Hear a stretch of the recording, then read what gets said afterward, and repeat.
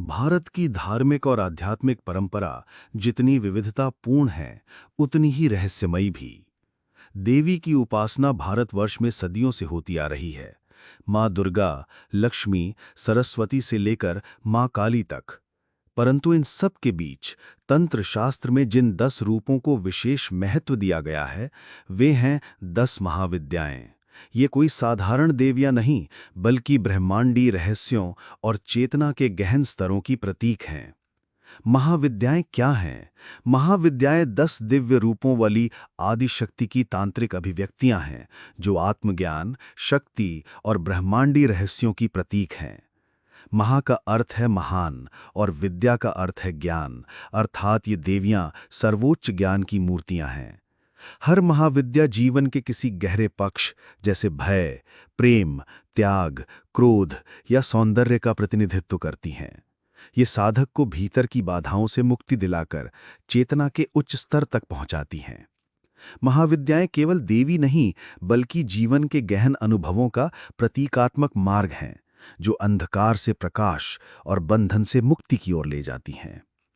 प्राचीन काल से ही इन देवियों की साधना उन साधकों द्वारा की जाती रही है जो जीवन के गहरे सवालों के उत्तर ढूंढना चाहते हैं। मैं कौन हूं? मुक्ति क्या है?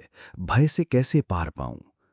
आज के समय में जब व्यक्ति बाहरी उपलब्धियों की दौड़ में थक चुका है, आत्मज्ञान, मानसिक शांति और भीतरी शक्ति की तलाश अधिक जरूरी हो गई है। महाविद्याएं आधुनिक व्यक्ति को आत्म अवलोकन और भीतरी विकास का मार्ग दिखाती हैं। उदाहरण के लिए, जब हम अनिश्चितताओं और डर से घिरे होते हैं, तब मां काली की उपासना हमें साहस देती है।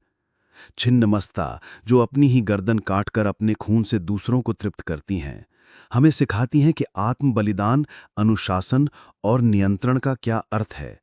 एक तरह से आज के सर्विस ओरिएंटेड प्रोफेशनल की आदर्श। बगलामुखी की साधना, जो शत्रुओं की वाणी और बुद्धि को स्थिर कर देती है, आज के सोशल मीडिया युग में मानसिक स्थिरता और आत्मनियंत्रण का प्रतीक हो सकती है।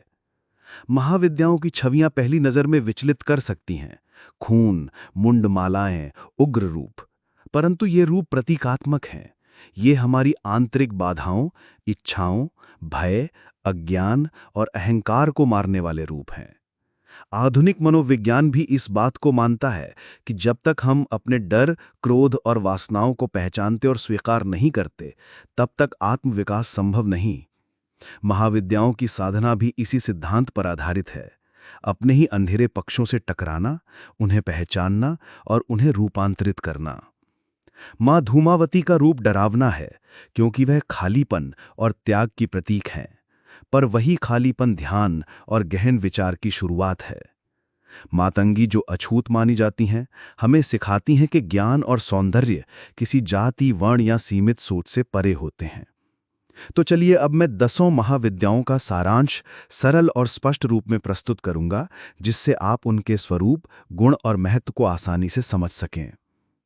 काली तंत्र एक रहस्यमयी साधना पथ है, जहां मृत्यु, भय और अंधकार को ही आत्मज्ञान का द्वार माना जाता है। मां काली समय और परिवर्तन की देवी अपने उग्र रूप में अहंकार, अज्ञान और भीतर के भय का संहार करती हैं। तंत्र में काली की साधना कोई भागने का मार्ग नहीं, बल्कि सीधा टकराने का साहस है, अपने सबसे गहरे डर से। ये मार्ग साधक को भीतर से तोड़ता है, ताकि वह पूर्ण रूप से जाग सके।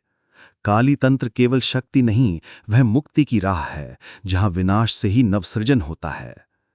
तारा तंत्र मार्गदर्शन, ज्ञान और उद्धार की शक्तिशाली साधना है। मां तारा काली जैसी ही उग्र हैं, लेकिन उनका हृदय करुणा से भरा पूरा है। वे संकट में डूबे साधक की नौका बन जाती हैं, उसे अज्ञान के समुद्र से पार ले जाती हैं। तारा की साधना डर और भ्रम को दूर कर स्पष्टता और अंतर्ज्ञान जगाती है। उनका नीलवर्ण स्वरूप ब्रह्मांडीय चेतना का प्रतीक है, जो भीतर की शांति से जोड़ता है।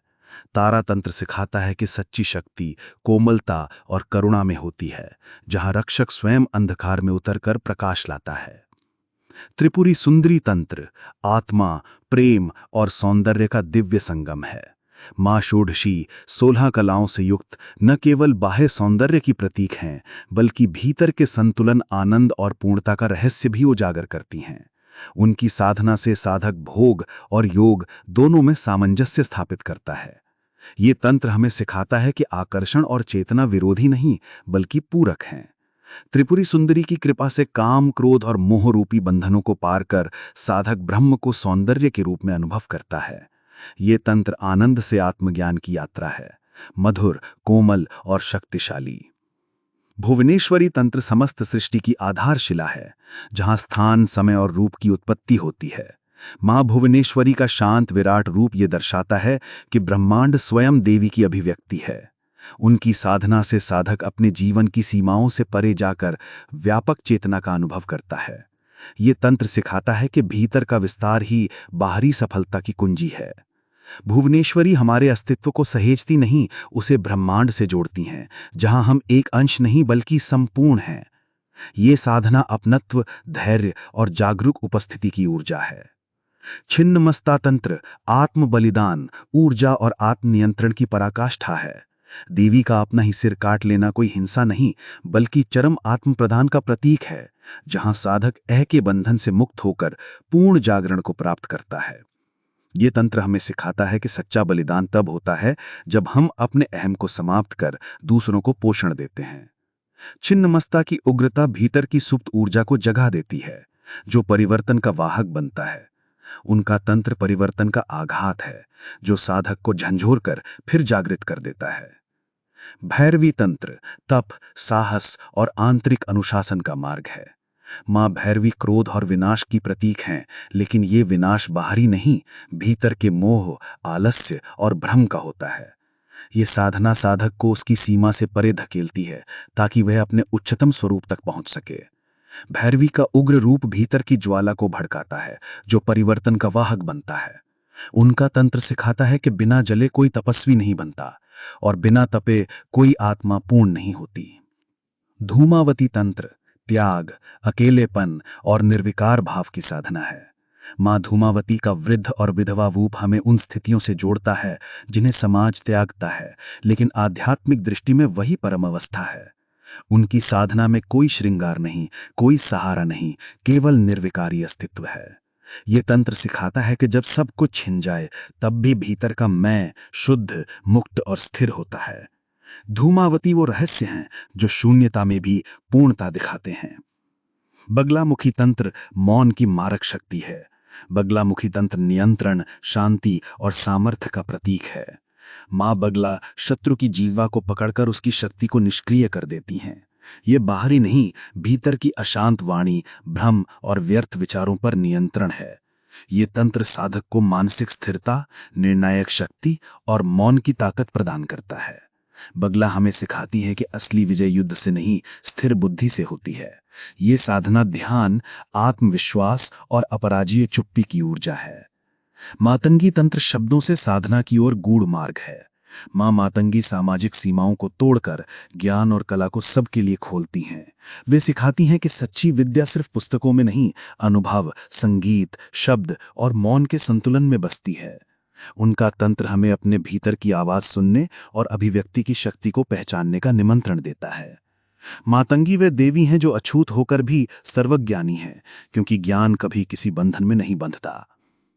कमला तंत्र ऐश्वर्य में अंतर्निहित अध्यात्म। कमला तंत्र लक्ष्मी का तांत्रिक जागृत रूप है, जो केवल धन नहीं बल्कि धर्मपूर्वक अर्जित समृद्धि की प्रतीक है। मां कमल कमल पर विराजमान है, जो सिखाता है कि हम संसार में रहकर भी निर्मल और ऊपर उठे रह सकते हैं। उनकी साधना जीवन में स्थायित्व, सौभाग्य और संतुलन लाती है। कमला तंत्र बताता है कि आध्यात्मिक उन्नति और सांसारिक सफलता एक दूसरे के विरोधी नहीं बल्कि पूरक हैं। वे समृद्धि को चेतना से जोड़ती हैं। महाविद्याएं केवल देवी के रूप नहीं बल्कि हमारे भीतर की शक्तियों का प्रतीक हैं। डर, प्रेम, संतुलन, बलिदान, ज्ञान, मौन, वाणी और समृद्धि। यदि हम उन्हें जीवन में समझें और आत्मसात करें तो हर चुनौती का समाधान और हर लक्ष्य का मार्ग हम खुद पा सकते हैं। महाविद्याएं हमें याद दिलाती हैं कि हर स्त्री, हर पुरुष, हर आत्मा में शक्ति है, बस उसे जागृत करने की जरूरत है। जब हम अपने भीतर की काली, तारा और षोडशी को पहचान लेते हैं, तब हम अपने जीवन के असली तांत्रिक बन जाते हैं। हर रहस्य के पीछे छुपा होता है एक गहरा संदेश, और हर विचार से जन्म लेता है एक नई दिशा। हम फिर मिलेंगे एक नए ज्ञान, एक नई रहस्य यात्रा के साथ। तब तक के लिए सोचिए, समझिए और जागिए। आप देख रहे थे मिस्टिक थिंकर्स, जहां सोच बनती है साधना।